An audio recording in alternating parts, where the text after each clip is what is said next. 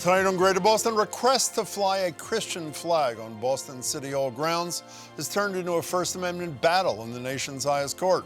The president of Americans United for Separation of Church and State and the national legal director of the ACLU joined me to debate.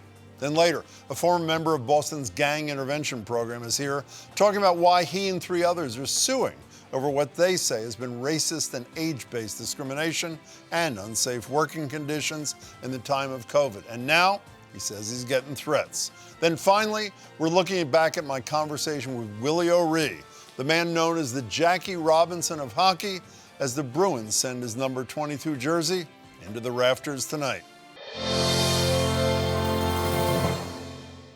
It takes up just a small amount of real estate, but one flagpole outside Boston City Hall is taking up a lot of space in a renewed debate about free speech and the separation of church and state. The battle started in 2017 when the group Camp Constitution asked Boston to fly a Christian flag, like something the city had done for other non-religious groups in the past. But this time, city officials denied the request, citing the religious nature of the flag and the constitutional ban on governments promoting a certain religion.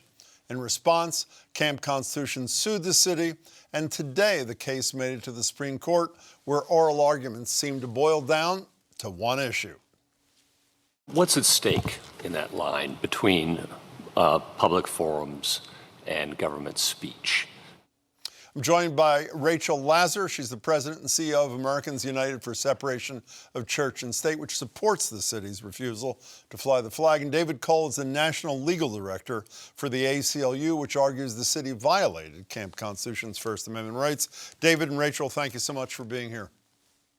Thanks for having me. Rachel, starting with you, why should the Supreme Court support Boston's refusal to fly that flag? Because a city should never be forced to fly a religious flag. It's an endorsement of a religion, and our Constitution promises everyone religious freedom. There's no way that at least the 40+% of folks that live in Boston that aren't Christian would walk by the Boston City Hall flagpole displaying a Christian flag and not be alarmed that their religious freedom was somehow being threatened. And the Constitution promises separation of church and state. David, where is she wrong? Why should it be allowed? So, we're usually on the same side as Americans United. We are often challenging government displays of religious symbols.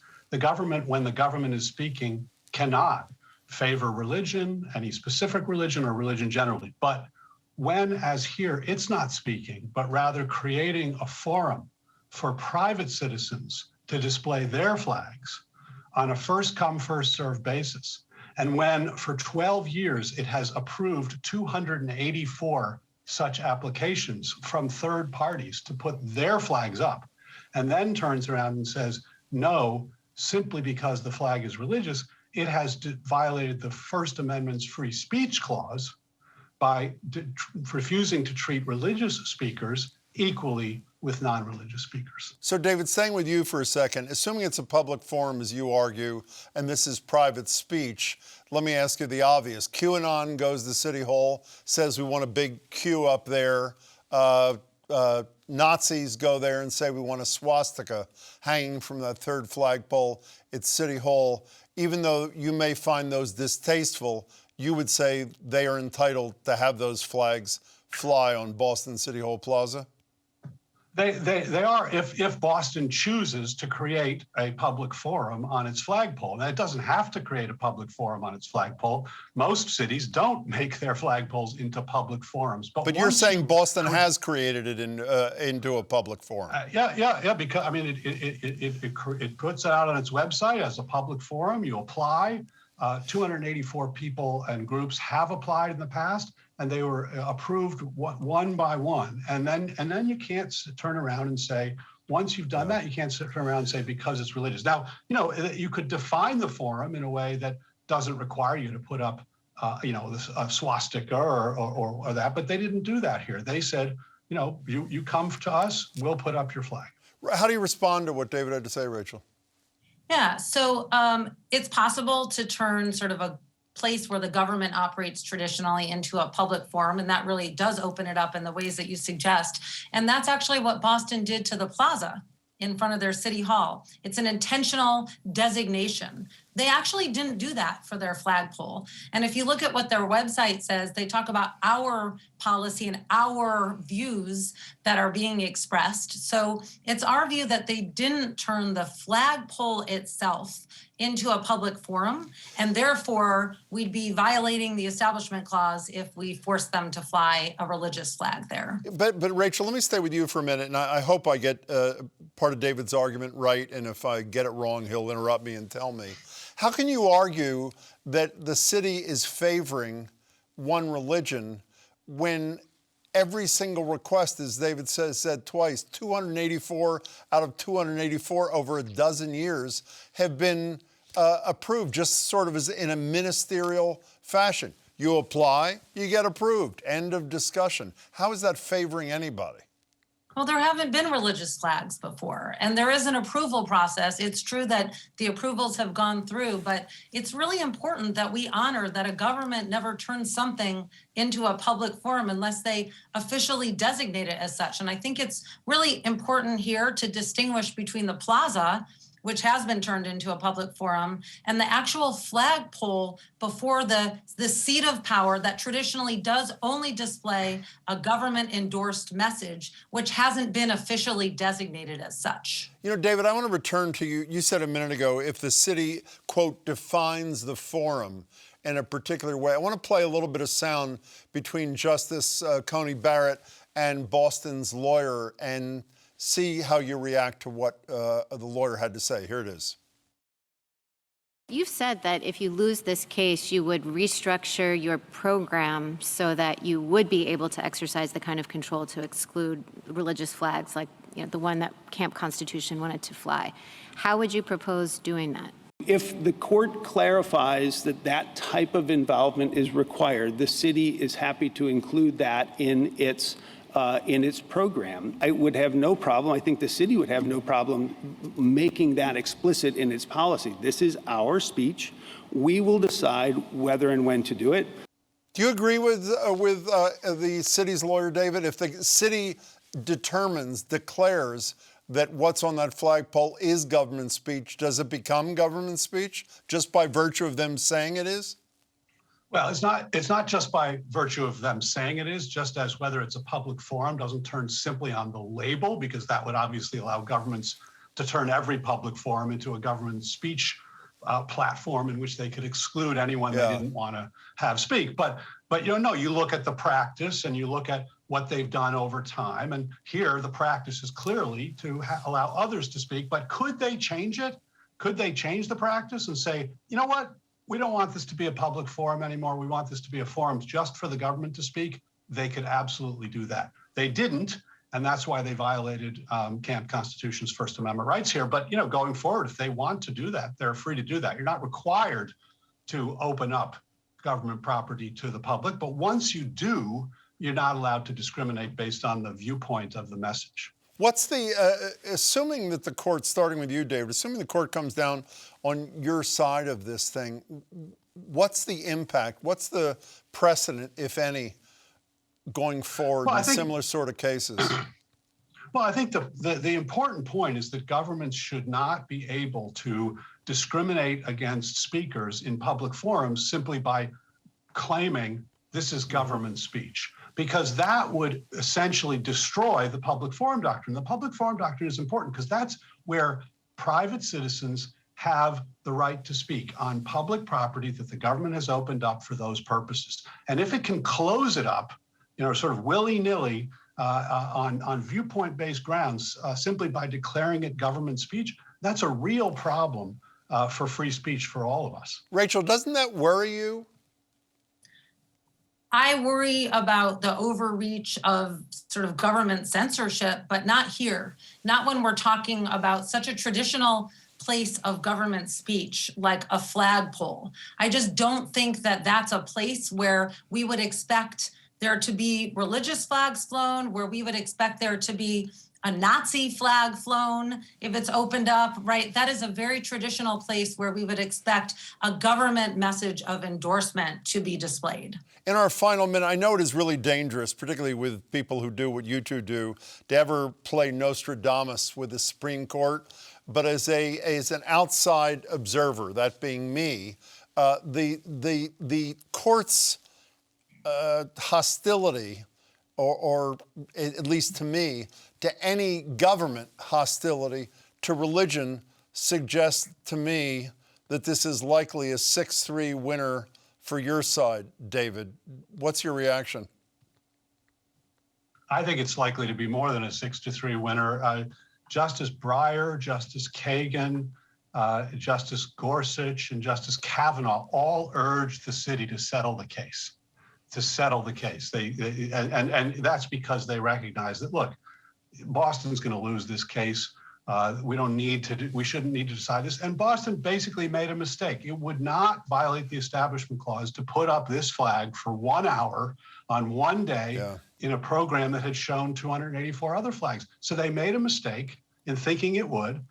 Having recognized that mistake, all they have to do is settle the case. So I think it's the Supreme Court will, unless the case is not settled, will rule in favor of Camp Constitution. You only have 15 seconds. I'd like your projection. I should have said earlier, by the way, the Biden administration is with the ACLU on this one, too. Quickly, do you see the same outcome that David does, Rachel? I think the court is likely to designate it a public forum, in which case even the city of Boston wouldn't argue that the Christian flag can't fly. But I would say that a chill wind blows for the separation of church and state. Justice Gorsuch today called it the so-called separation of church and state. And for those who care about democracy, we're about to see a case on school prayer and also on government funding of religious education this same term. So we've got a problem. And people who support the separation of church and state as a core tenet of democracy should step up and make that viewpoint known. Rachel Lazar, David Cole, thanks so much for your time. I really appreciate it.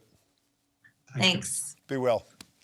The Bruins are honoring one of the greats today, retiring the number 22 jersey worn by Willie O'Ree 64 years to the day after he took the ice, becoming the first ever black player in the NHL. He joined me a few years back to talk about that experience, his love of the game, and some of the many trials he encountered along the way. Willie, it's a pleasure to meet you. Thanks so much for being here. You're a Canadian kid, right? Yes, I am. And Canadian kids skate before they walk. Is that true? Well, I believe so, yeah. How old were you? I was 3 when I started skating, and I started playing hockey at the age of 5. Okay, so when did you say to yourself, I'm pretty good at this? Maybe I'm leaving better than the other kids, and I may someday be able to be a pro. When did you say that? 14.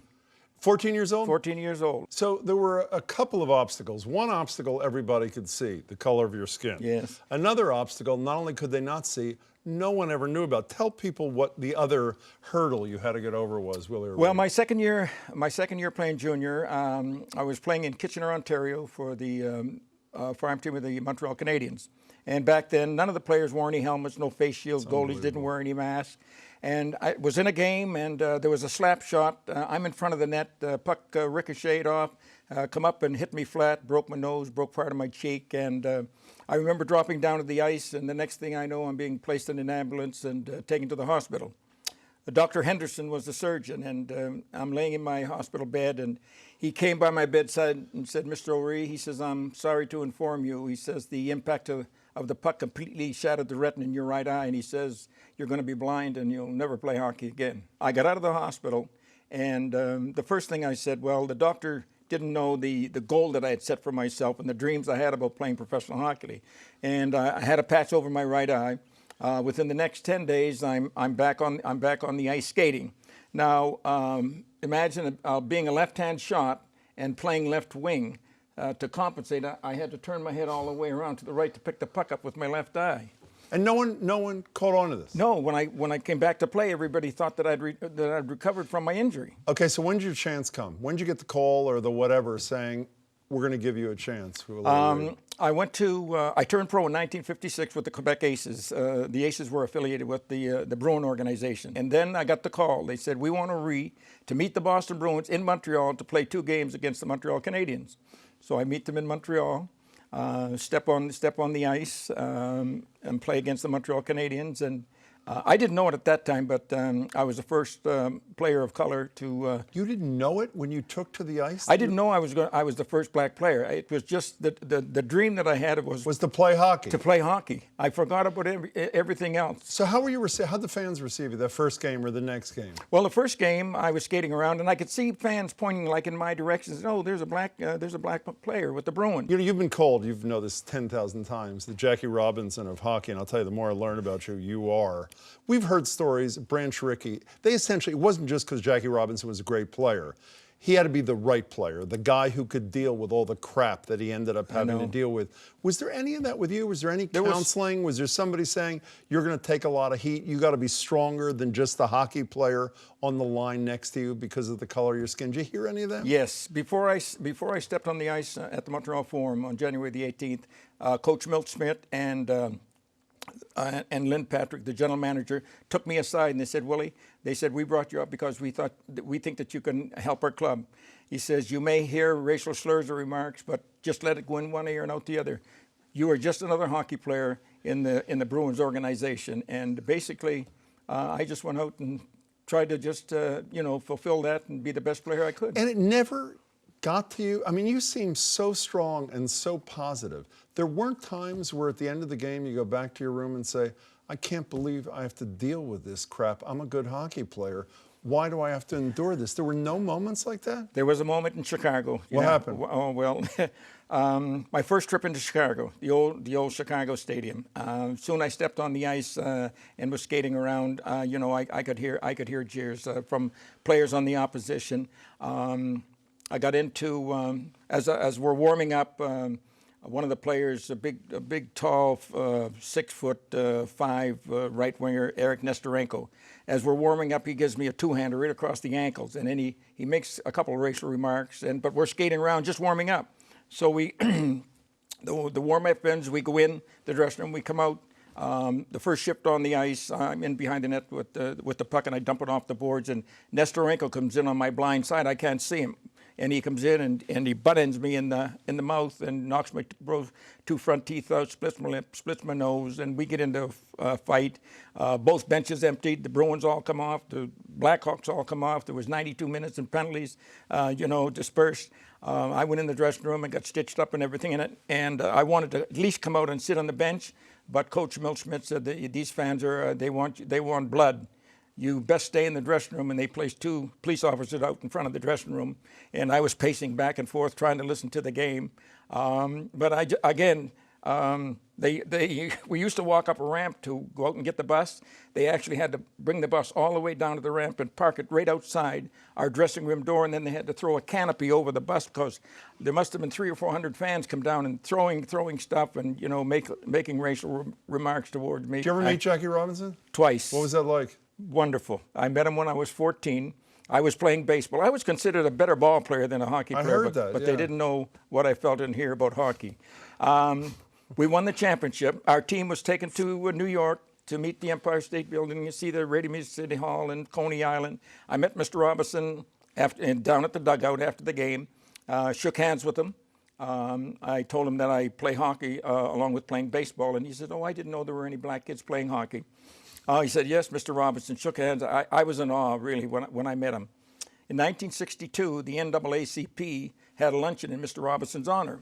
I got an invitation through the hockey club. We went to the hotel, and Coach Agar said, Mr. Robinson, I'd like to introduce you to three of our players here. This is, these two players, and newly acquired Willie O'Ree from the Hull Ottawa Canadiens. And when he said Willie O'Ree, Mr. Robinson turned and made eye contact with me and says, aren't you the young fellow I met in Brooklyn? Now, this was 1949 to 1962. History meeting history. I couldn't believe it. Do you appreciate the place you hold in history? Well, this is a big, big thing. Well, I have a lot of fun. My dad said, Willie, find a job you love and you'll never work a day in your life. And there's a lot of truth to that. Can I shake the hand that Jackie Robinson shook? It's a pleasure to meet you, Willie. You can find my full interview with Willie O'Ree online, including the invaluable advice Willie got from his brother. It's at youtube.com/GBH News in the top picks section. Working in gang intervention is a hard enough job to begin with, but a handful of former city street workers say higher-ups made it even harder. As the Boston Globe first reported, 3 former employees and a 4th person on unpaid medical leave have filed lawsuits against Boston and its gang intervention program called Street Outreach Advocacy and Response, or SOAR. They're claiming unsafe working conditions, harsh treatment of staffers, particularly older and disabled staffers, and the ignoring of COVID safety protocols, among other issues.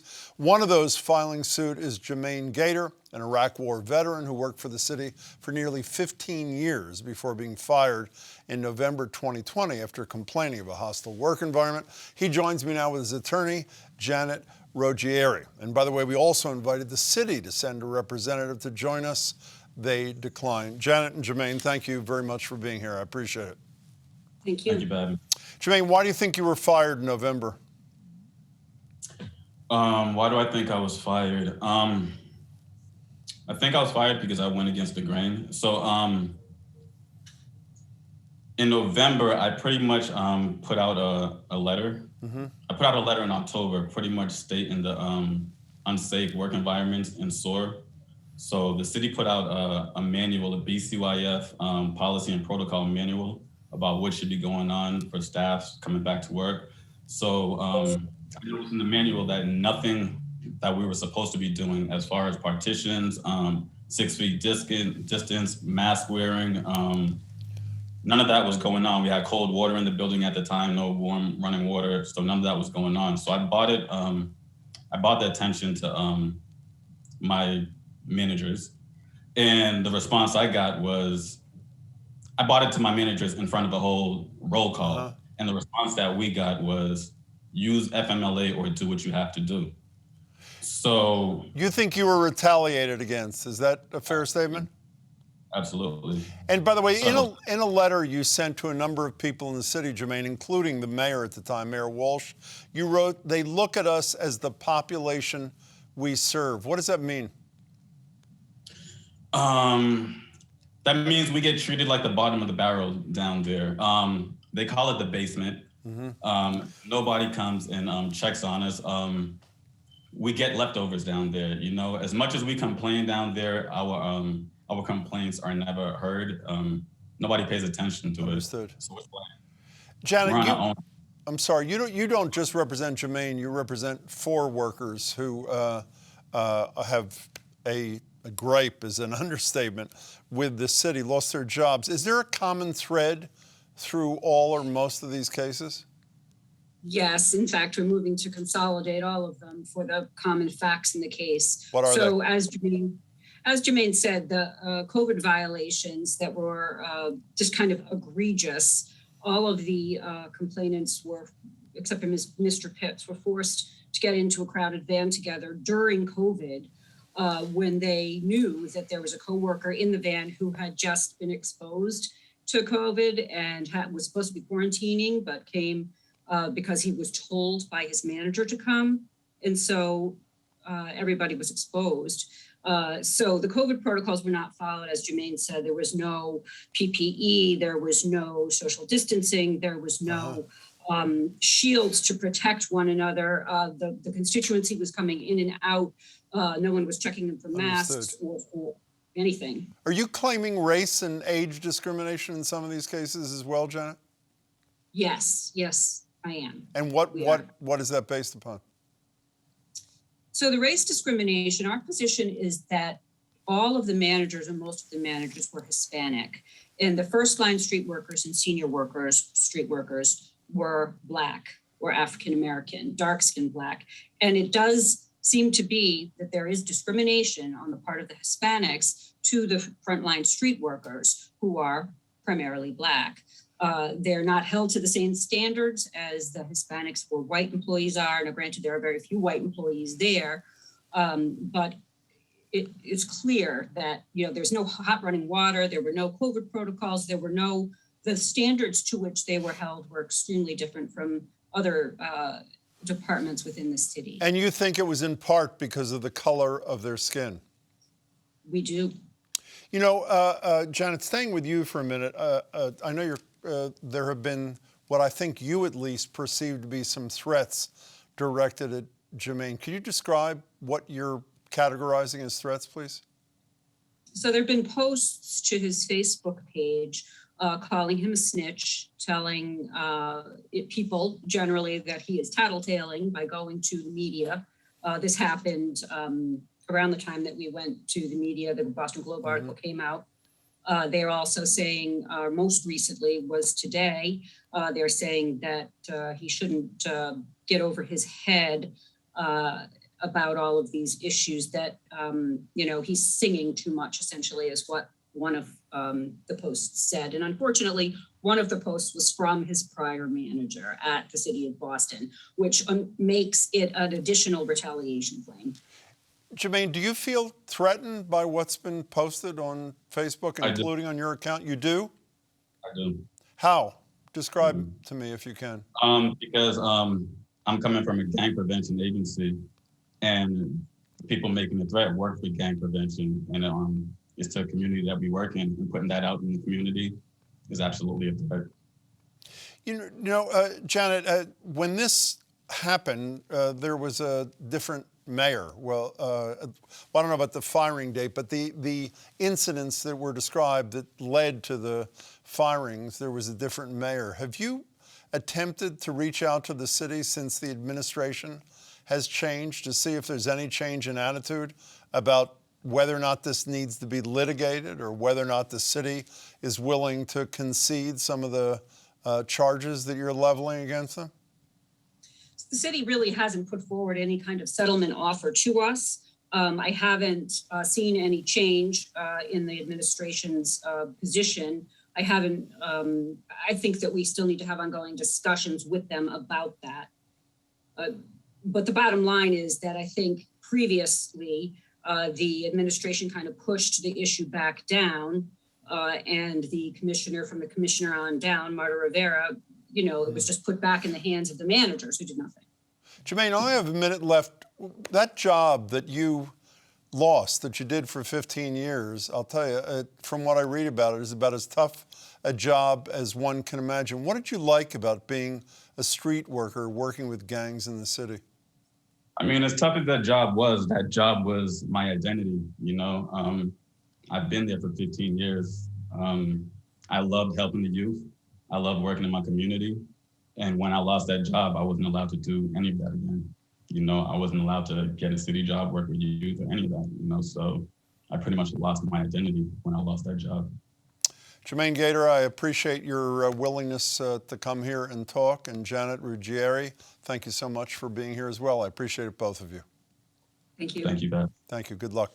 That's it for tonight. Please come back tomorrow. The head of Boston's Mass and Cast Response, Monica Burrell, joins me on last week's eviction of those still living in tents in the area and what happens next. Plus, the president of the Boston branch of the NAACP, Tanisha Sullivan, who just announced she's running for Massachusetts Secretary of State.